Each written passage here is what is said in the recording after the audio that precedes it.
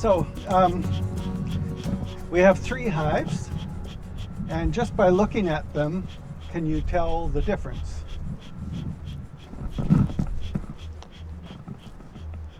One, two, three. Which one would you want pollinating in your fields? Or if you had to pick 2, which would you rather have? Okay, so I'll stand here. You put up your hands. Number 1. Okay, couple. Number 2. Oh, you guys. What are them? Number 3. Oh, more for number 3. And why was that? It's raised off the ground and it looks bigger. Oh, now the first thing I'm going to say is that when you want to bring in bees, the beekeeper has to trust you, and you have to be able to trust the beekeeper. And as a beekeeper, the hive is worth 2 or 3 times more than what you're going to pay me to pollinate. So if you do something that's going to kill my bees, it's first of all bad for you, and secondly, it's going to be bad for me and a big money loss. So in terms of bees, when we talked about the bumblebees, you should have a contract with the beekeeper, and the beekeeper expects you to keep your end of the bargain as well. So my contract, we can have copies inside at the table, is similar to the one that's put on the ministry website, except I have a few extra things in it. Because over the years of doing this, I've noticed a couple of times some wrong things happening. So one time the grower, it wasn't cranberries, it was blueberries. They were just in the wrong place, so he just decided to move them about 10 feet.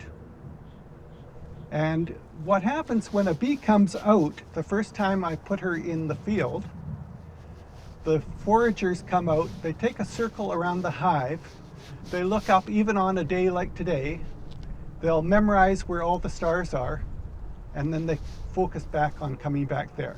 So if I move this box 10 feet over there after they've focused on it, they're all going to come back here and die.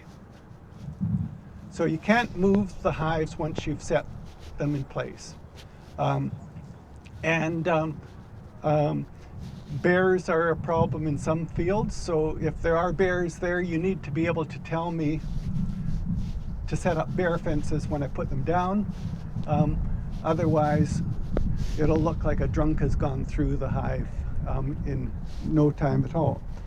And coming back to what you expect me to follow the contract, or at least follow the contract. Now, the contract generally says 8 frames of bees, 4 frames of brood.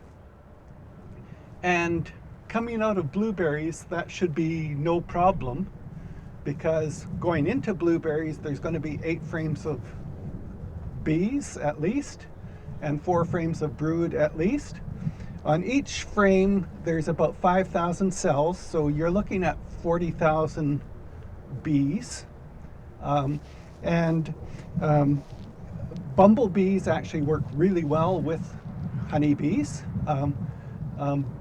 Bumblebees actually carry about 10% bigger pollen loads than honeybees, but when you're comparing 40,000 loads being 10% smaller, it really is a thing of math. So they both work well together. It also helps if you have a friendly habitat for bees. If you, for example, here, I would suggest that it might be a really good idea to plant clover on all the dikes. And bees with good nutrition will actually do better work than bees that are on the verge of starving. So when I bring the bees in at night, I want them to orient to the field, and the first flowers I want them to see are going to be your cranberry flowers. And a bee is a faithful insect, so for the rest of that bee's life, she will not switch flowers until there's no more of those cranberry flowers within a couple of miles. So a bee lives about a month You bring them in, and some of them will find the clover over there, some of them will find the blackberries back there, but the majority of them are going to find your cranberries because they go in 200-foot circles, ever widening circles when they're looking for food. So now you look at these and you say, oh, that's a pretty good hive, this is pretty good, and maybe this is a bit mediocre. So Jude, let's start with this one. Door number 3. Are we going to do door number 3 first? Door number 3 first. Okay, door number 3. This was their choice. Let's see what we've got here. And we do recommend that you actually do a 10% inspection of the hives with the beekeeper about a week after they arrive. Yeah. I like to come and check all of my hives. You lose about 15% of your queens every time you move them. Women can multitask, eh? Oh, look at this. This is a nuke. 2 stories. 2 stories high, the top box empty, and this is just a baby nuke. It's got about 3 frames of brood. Yeah, 3 frames of brood. Do not go by size of the boxes. Usually when they move into your cranberry fields, they may be even single boxes. As long as you've got a good, strong brood chamber, that's okay. But you need to pop the lid on a few of them and see. And you can't really go by weight. If you were to lift this up, it's actually got a pretty good weight. But it's not full of bees. It's not full of bees. It's just the box. So you guys, you wouldn't get value for your money there. Okay, which one? Door number 2? Now there's a difference in the size of the boxes, and we're getting older. I don't know if you've noticed, but the datent box, the shallow box, is what we use for honey collection. So usually the deep boxes, and for the big strong guys that do beekeeping, well, the big strong guys can have the deep boxes for honey.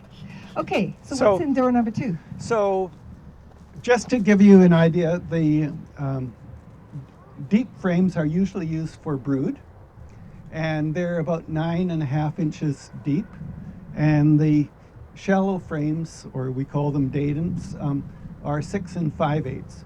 So you're getting about, in a shallow box, you're getting about 2/3 of what you need for a full frame. There's a wasp attacking a bee right now. Let me just terminate the wasp. Okay, so this was nobody, well, I guess there was a couple people for this one.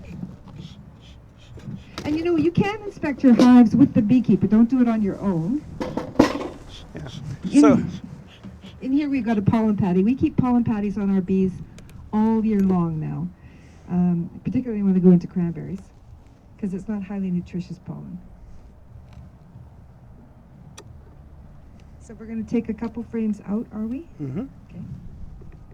And we do this with 3-year-olds that never wink an eye. So we're going to take a frame out. I'm going to bring the frame to you, and we'll look at the bees. Okay. Oh, got the queen here. Oh, let's show them the queen. Have any of you ever seen a queen? She's not marked. Okay. Let's show them the queen. Now, queens don't like to be out and about, but there's a queen, and if you can find a queen when the beekeeper comes to you, all the better. Nice, big, fat, juicy queen. We raise our own queens. Usually they're marked.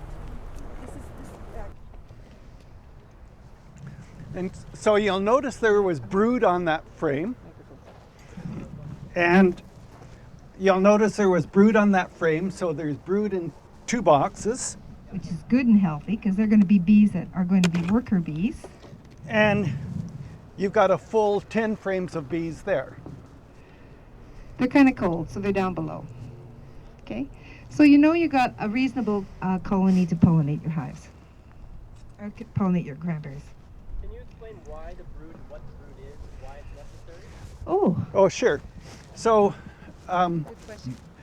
brood, the queen lays on the average about 1,200 eggs a day for the year. In warm weather, she'll be laying more than that, and in very cold weather, she'll be laying less. In January, she goes down to almost nothing.